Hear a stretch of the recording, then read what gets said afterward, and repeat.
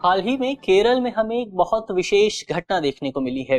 घटना दरअसल ये है कि एक कपल ने अपनी बेटियों को उनके अधिकार दिलाने के लिए स्पेशल मैरिज एक्ट 1954 के तहत एक बार फिर से अपनी शादी का पंजीकरण कराया है। दरअसल पूरी घटना ये थी कि उस कपल का कोई भी बेटा नहीं था, उसकी 3 बेटियां थी।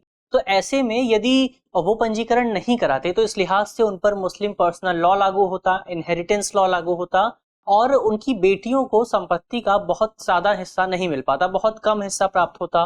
तो ऐसे में अपनी बेटियों के अधिकार को सुनिश्चित करने के लिए उन्होंने अपने निकाह के तकरीबन 29 वर्ष बाद अपनी शादी का एक बार फिर से पंजीकरण कराया है। आज इस वीडियो में हम इसी विषय से जुड़े तमाम पहलुओं को जानने की कोशिश करेंगे। मेरा नाम है अक्षय और आपका स्वागत है दृष्टि IAS चैनल की इस नई वीडियो में। चलिए वीडियो की शुरुआत करते हैं और सबसे पहले वीडियो की रूपरेखा को समझ लेते हैं। तो वीडियो में सबसे पहले हम न्यूज़ यानी खबर की बात की। खबर को जानने के बाद हम ये कोशिश करेंगे, ये जानने का प्रयास करेंगे कि भारत में मुस्लिम विरासत कानून किस तरह से काम करता है। इसके अलावा इस कानून की वजह से भारत में मुस्लिम बेटियों को किस तरह से नुकसान का सामना करना पड़ता है और विशेष विवाह अधिनियम इस पूरी स्थिति में किस तरह से सहायक साबित होता है। इसके अलावा हम निष्कर्ष की भी बात करेंगे और एक प्रश्न पर भी बात करेंगे। साथ ही ये जो पूरा विषय है वो सामान्य अध्ययन प्रश्न पत्र 2 से संबंधित है और आप इसे मुख्य तौर पर भारतीय राज्य व्यवस्था और महिलाओं जैसे खंडों से जोड़कर देख सकते हैं। चलिए वीडियो की शुरुआत करते हैं और सबसे पहले हम ये जानने की कोशिश करते हैं कि आखिर भारत में मुस्लिम विरासत कानून किस तरह से काम करता है। तो भारत में मुस्लिम समुदाय के बीच विरासत यानी इनहेरिटेंस से जुड़े जो भी मुद्दे होते हैं उन मुद्दों को मुख्य तौर पर विरासत संबंधी कानूनों को मुख्य तौर पर पर्सनल लॉज के तहत गवर्न किया जाता है। ये पर्सनल लॉ है मुस्लिम पर्सनल लॉ शरीयत एप्लीकेशन एक्ट 1937। अब ये जो एक्ट है इस पूरे एक्ट को मुख्य तौर पर हम शरीयत कानून या फिर जिसे हम मुस्लिम कानून के तौर पर भी कहते हैं, इसको इस तौर पर भी संबोधित किया जाता है। इस्लामी कानून के संहिताबद्ध रूप के तौर पर देख सकते हैं, कोडिफाइड रूप के तौर पर देख सकते हैं। अब ये जो पूरा कानून है, ये कानून जो कानूनी उत्तराधिकारी हैं, जो भी लोग कानून के माध्यम से विरासत प्राप्त कर सकते हैं, उन लोगों को मुख्य तौर पर 2 कैटेगरीज में विभाजित करता है। पहले नंबर पर आते हैं शेयरर्स यानी हिस्सेदार, जो कि उस व्यक्ति से प्रत्यक्ष तौर पर जुड़े होते हैं जिसकी मृत्यु हुई है। और दूसरे नंबर पर आते हैं रेसिड्यू यानी शेष लोग। अब ये जो शेयरर्स हैं, जो हिस्सेदार लोग हैं, उन्हें भी आगे चलकर 12 कैटेगरीज में विभाजित किया जाता है, जिसमें बहुत सारे लोग आते हैं, लेकिन जिनमें से जो सबसे प्रमुख लोग हैं उनमें है पति, पत्नी, बेटी, पिता, दादा, माँ, भाई या फिर बहन। तो ये जो कुछ लोग हैं इन्हें शेयरर्स की कैटेगरी में डाला जाता है। दूसरे नंबर पर आते हैं रेसिड्यू यानी शेष लोग। इस पूरी कैटेगरी में मुख्य तौर पर उस मृतक व्यक्ति के डिस्टेंट रिलेटिव्स शामिल होते हैं, दूर के रिश्तेदार शामिल होते हैं।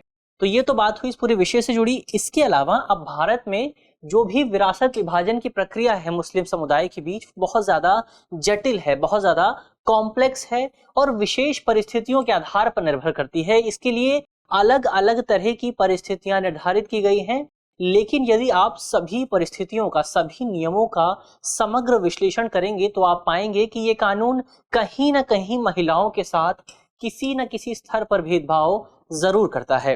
कैसे करता है उसके उदाहरणों को जानने की कोशिश करें तो मान लीजिए किसी एक परिवार में एक पति की मृत्यु हो जाती है, हस्बैंड की डेथ हो जाती है। तो ऐसी स्थिति में यदि उन दोनों लोगों के, पति और पत्नी का, कोई बच्चा नहीं था तो ऐसी स्थिति में पत्नी को उस पति की संपत्ति का केवल 1/4 हिस्सा ही प्राप्त होगा और जो शेष हिस्सा है वो दूसरे उस पति के परिवार वालों के बीच बढ़ जाएगा। और यदि उन दोनों की कोई बच्चा मौजूद था तो ऐसी स्थिति में उस पत्नी को केवल उस पति की संपत्ति का 1/8 हिस्सा ही प्राप्त होगा। तो ये तो महिलाओं की स्थिति हुई। वहीं इसके विपरीत स्थिति को देखें, यदि किसी परिवार में पत्नी की मृत्यु हो जाती है तो पत्नी की मृत्यु की स्थिति में यदि उस कपल के कोई बच्चा नहीं था तो ऐसी विशेष सिचुएशन में जो पति है उसको पत्नी की संपत्ति का आधा हिस्सा प्राप्त होता है।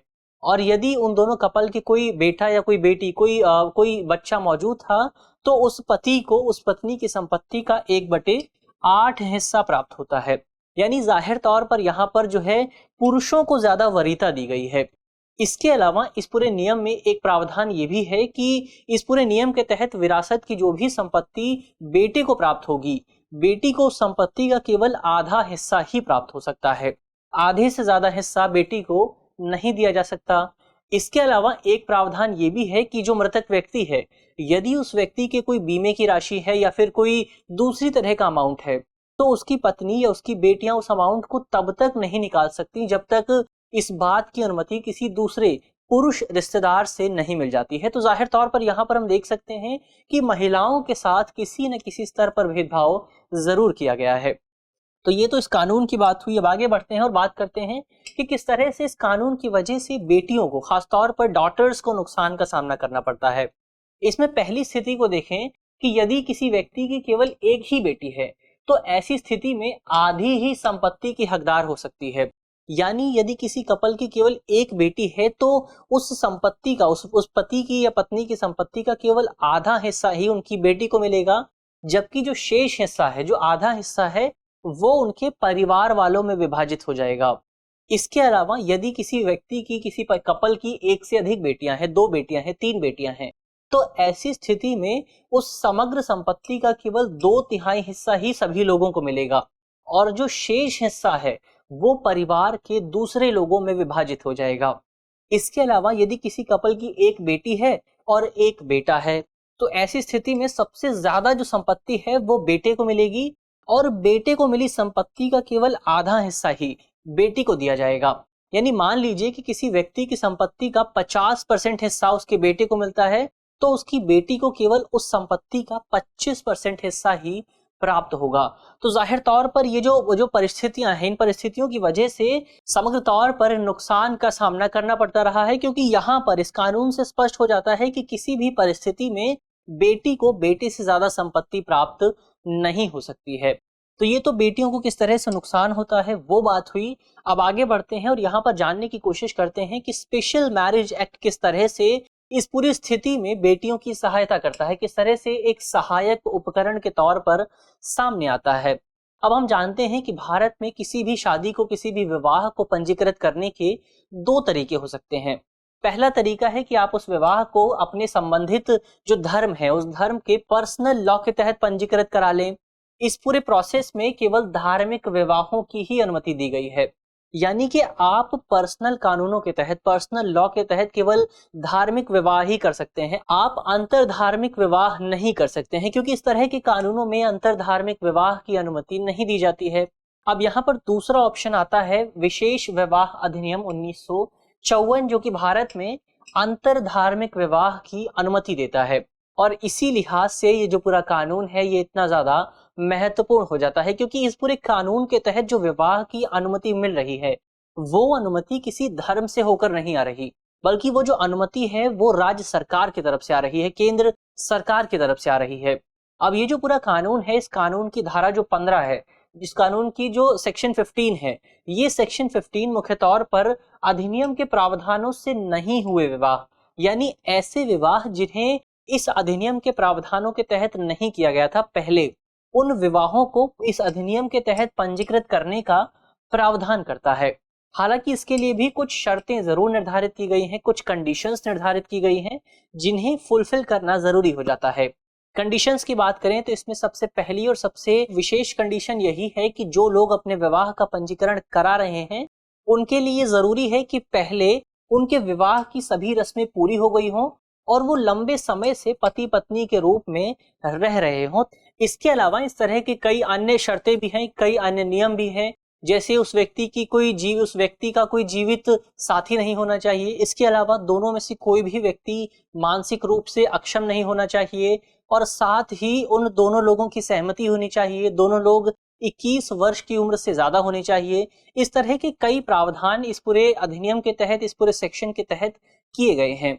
इसके अलावा ये जो शादी का दोबारा पंजीकरण करने का प्रावधान है, इसमें शादी का दोबारा पंजीकरण उसी तरह से होता है जिस तरह से नए विवाह का पंजीकरण होता है। यानी सबसे पहले आपको 30 दिनों का नोटिस देना होता है। 30 दिनों के नोटिस के बाद उस नोटिस को बाहर प्रकाशित किया जाता है। इसके बाद जो उस जिले का मैरिज ऑफिसर है वो आपकी शादी को मंजूरी देता है। तो यही पूरा प्रोसेस है। यहाँ सबसे विशेष बात यह है कि यदि कोई कपल इस पूरे अधिनियम के तहत अपना पंजीकरण करा लेता है तो उस पर पर्सनल लॉ लागू नहीं होगा, यानी अब उन लोगों पर इंडियन इनहेरिटेंस एक्ट लागू होता है। तो ऐसी स्थिति में जो उन लोगों की बेटियां हैं, उन बेटियों को इक्वल राइट्स मिल सकेंगे, समान अधिकार प्राप्त हो सकेंगे। तो ये तो विशेष विवाह अधिनियम 1954 की बात हुई। अब आगे बढ़ते हैं और इस पूरे विषय से जुड़े निष्कर्ष की बात कर लेते हैं। तो निष्कर्ष के तौर पर हम कह सकते हैं कि जाहिर तौर पर धार्मिक कानूनों से बचने के लिए विशेष विवाह अधिनियम का जो उपयोग किया गया है, ये उपयोग कोई नया नहीं है। इससे पहले भी इस अधिनियम का उपयोग किया जा चुका है और इस अधिनियम को इसी उद्देश्य से लागू किया गया था और इस तरह के हमें पहले भी कई मामले देखने को मिले थे। उदाहरण के लिए पहले एक मामला ये भी देखने को मिलता था कि ईसाई समुदाय में जो तलाक के लिए कानून है, वो कानून बहुत सख्त हुआ करता था, बहुत स्ट्रिक्ट हुआ करता था। केवल अडल्ट्री के बेस पे ही तलाक लेने की अनुमति दी गई थी। ऐसी स्थिति में जो ईसाई कपल्स थे वो पहले इंडियन स्पेशल मैरिज एक्ट के तहत खुद को पंजीकृत कराते थे और उसके बाद इस पूरी स्थिति के बाद, इस पूरे पंजीकरण के बाद वो डाइवोर्स लेते थे। हालांकि बाद में इस कानून में संशोधन कर दिया गया और अब इन नियमों को थोड़ा सरल बना दिया गया है। इसके अलावा यहाँ पर ये जो तमाम उपाय हैं कि स्पेशल मैरिज एक्ट के तहत आप आ जाएं, पंजीकरण करा लें, लेकिन ये जो तमाम मेथड्स हैं, ये मेथड्स केवल अल्पकालिक उपाय हैं, केवल शॉर्ट टर्म उपाय हैं। हमें लॉन्ग टर्म उपायों की जरूरत है। लॉन्ग टर्म उपाय कैसे? तो लॉन्ग टर्म उपाय सबसे पहला यही होगा कि भारत में जो पर्सनल लॉज हैं, उन लॉज को हम ऑप्शनल बना सकते हैं, हम वैकल्पिक बना सकते हैं। किसी व्यक्ति की मर्जी है कि वो उन कानूनों का पालन करना चाहता है या फिर नहीं चाहता है। और दूसरा उपाय ये होगा कि इन पर्सनल लॉज में जो तमाम कमियां मौजूद हैं, जो तमाम तरह की चैलेंजेस मौजूद हैं, उन चैलेंजेस पर एक बार फिर से नए सिरे से विचार किया जाए और उन चैलेंजेस को, उन कमियों को समाप्त करने की कोशिश की जाए। तो ये तो बात हुई निष्कर्ष की। अब इस पूरे विषय से जुड़े एक प्रश्न की भी बात कर लेते हैं। प्रश्न जो है वो मेंस का है और आप 250 शब्दों में इसके जवाब को लिखने की कोशिश कर सकते हैं।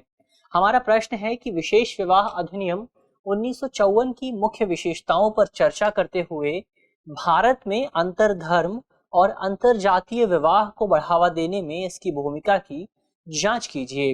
तो आप 250 शब्दों में सवाल का जवाब जो है लिख सकते हैं। इसके अलावा आपके लिए, आपको याद होगा कि एक बड़ी खबर ये थी कि हमने इस पूरे प्रोग्राम की पीडीएफ प्रदान करने के लिए एक टेलीग्राम चैनल भी बनाया है। आपको उस चैनल का लिंक हमारे डिस्क्रिप्शन में मिल जाएगा। डिस्क्रिप्शन में जाकर आप हमारे उस चैनल से भी जुड़ सकते हैं। तो हमने बहुत सारे चैनल बनाए हैं, जैसे इन न्यूज़ प्रोग्राम के लिए चैनल है, इन डेप्थ, इन फोकस, और इस तरह से पीटी रिवीजन प्रोग्राम के लिए भी एक चैनल बनाया गया है। पीटी रिवीजन प्रोग्राम आपके लिए शुरू की गई एक नई पहल है, जिसमें मुख्य तौर पर साल 2022 यानी पिछले साल में प्रीलिम्स के लिहाज से जो जरूरी घटनाएं रही हैं, जो खबरें रही हैं, उन खबरों को रिवाइज करने की कोशिश की जाएगी। तो ये दोनों जो पहले हैं, सबसे पहले टेलीग्राम वाले चैनल की बात, इसके अलावा पीटी रिवीजन की बात, ये दोनों आपके लिए बहुत ज्यादा इंपॉर्टेंट साबित हो सकती हैं। तो जल्द ही जाइए टेलीग्राम चैनल पर जुड़ जाइए। मिलते हैं आपसे अगली वीडियो में, तब तक के लिए धन्यवाद।